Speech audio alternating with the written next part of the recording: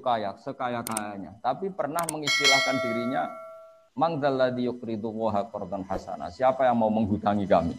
Tentu Allah itu tidak pernah hutang, apalagi gajikan BPKB itu tidak akan pernah. Ya. Tapi Allah mengistilahkan siapa yang mau meminjami kami? Itu sesuai hakikat. Harta kita milik Allah, semua alam raya milik Allah. Ngapain Allah butuh pinjam? Ada lagi istilah intan surwaha yan surkum. Allah adalah al-ghaniyul mutlaq, zat yang sangat kaya. Tapi Allah mengistilahkan siapa mau menolong Allah. Padahal Allah tentu zat yang enggak butuh pertolongan. Di sini pentingnya ngaji usul fikih, ngaji ulumul lughat, ngaji isti'malul arab. Sampai itu kita akan salah. Makanya saya setuju dengan peringatan Pak Sail akan bahaya sekali kita kalau nafsirkan Quran padahal kita tidak malian bil arabiyah, tidak kaya, tidak mutabakhir bil arabiyah. Meskipun kita pasti putus asa kalau ingin alim betul pasti sampai innalillahi wa inna ilaihi raji'un tadi. Tapi kita semua boleh berperasaan alim, bukan karena apa-apa. Karena sebagian ulama mengatakan karena az-zahir. Kebenaran agama ini itu azharu min samsi dzahira, lebih jelas ketimbang matahari di siang hari. Jika siapapun dia dengan segala keterbatasan, itu akan mudah sekali memahami agama ini. Ini barokahnya Allah bersifat az-zahir. Sehingga dengan Allah sifat az-zahir, orang paling bodoh pun bisa memahami Allah. Karena Allah punya sifat az-zahir. Meskipun tidak akan ya'rifuna kunhahu, ya'rifuna haqiqatahu. Karena Allah juga bersifat al-batin, sehingga tidak tersentuh sampai hakikat. Tapi yang perlu dicatat, agama ini adalah az-zahir. Karena Allah adalah az-zahir. Maka agama ini sifatin yudhirahu ala dini kulli. Agama ini begitu jelas. Sehingga ketika kita diperintahkan Allah sujud, kita berlogika itu gampang. Kenapa harus sopan sama Allah? Sama majikan kita yang ngasih makan beberapa hari saja kita harus sopan, apalagi sama Allah. Andai kan kita diberi kontrakan gratis, dikasih makan orang gratis 1 bulan saja, terima kasih kita tidak selesai-selesai. Apalagi dikasih Allah selama-lamanya. Maka pujian yang benar adalah la nufsi tsana'an 'alaika anta kama asnita 'ala nafsi. Kita muji engkau ya Allah tidak ada habisnya. Tidak bisa terhitung pujian kita kepada engkau. Karena apa? Allah memberi kita tanpa batas. Nah, aturan-aturan atau anjuran agama supaya kita muji Allah tanpa batas ini aturan yang andekan itu tidak di atas namakan agama. Kita pun akan mengatakan itu aturan yang benar. Maka li syiddati zuhuri hadatin sampai ada pepatah laulam yakun maja'a bihi Muhammadun dinan lakana fi akhulin nasi hasan. Kalau saja agama ini tidak di atas namakan agama, aturan yang dibawakan Rasulullah SAW pastilah kana fi aqlin nasi hasanan. Pasti menurut akal manusia ini juga bagus. Seperti contoh di fikih misalnya iddah. Enggak kebayang andaikan dalam cerai itu tidak ada iddah. Misalnya malam masih hubungan intim, pagi bentrok, langsung cerai. Nah, itu kalau langsung dinikahi orang lain, kita nanti bingung. Ini anaknya siapa? Ini produk lama apa produk baru? Apalagi anak kecil tuh wajahnya agak jelas mirip siapa. Kalau di DNA kan ribet. Tapi barokahnya ada iddah, ada kepastian baro'atur rahmiha. Sampai perempuan ini benar-benar terbebas rahimnya dari sperma zaut awal atau suami pertama, baru boleh nikah. Jadi iddah ini penting. Kita sebagai ahli fikih akan mengatakan setidaknya mengatakan li baro'atur rahmiha.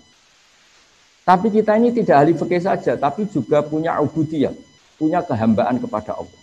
Sehingga dalam kitab-kitab fikih masih disisakan karena dikarang oleh orang-orang yang yakhshawna Allah, orang-orang yang sangat takut Allah, disisakan aulit ta'abbud.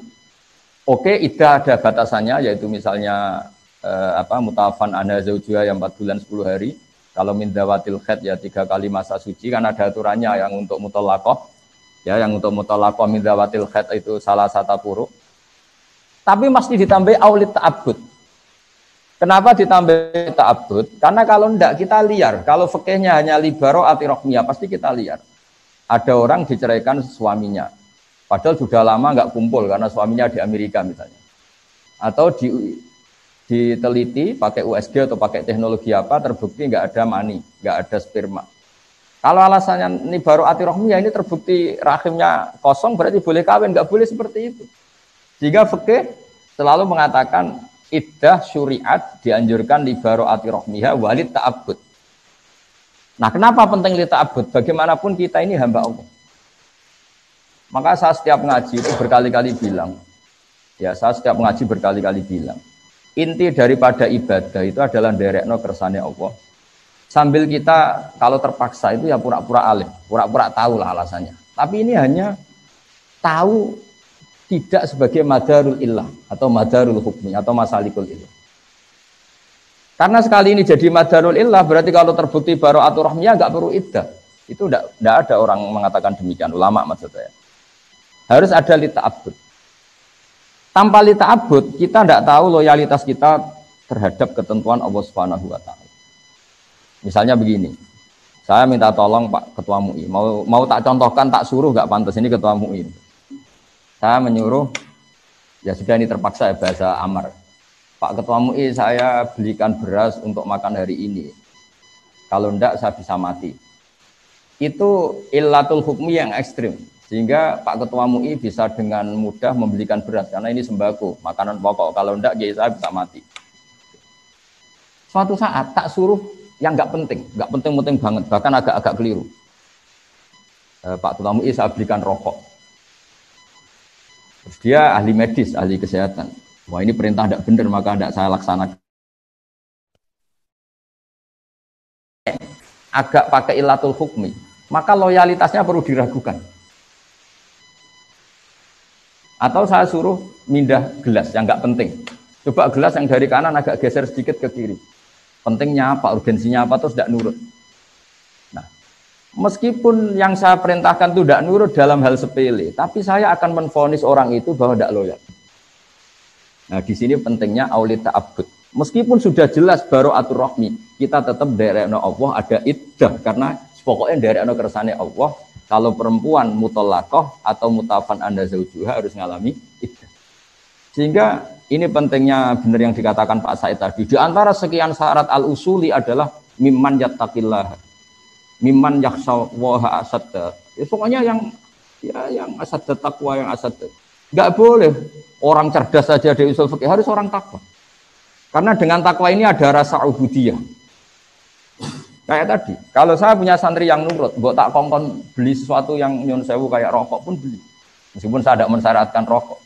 Karena butuhnya nurut. Maka saya berkali-kali cerita dulu guru-guru kita sampai Imam Syafi'i itu. Dulu diajarin Imam Malik, diajarin guru-gurunya. Kalau kamu punya budak, punya abad kalau dulu. Iqla' hadhihi sokhra, fa inna tahtaha dhahaban. Yang satu, iqla' hadhihi sokhra.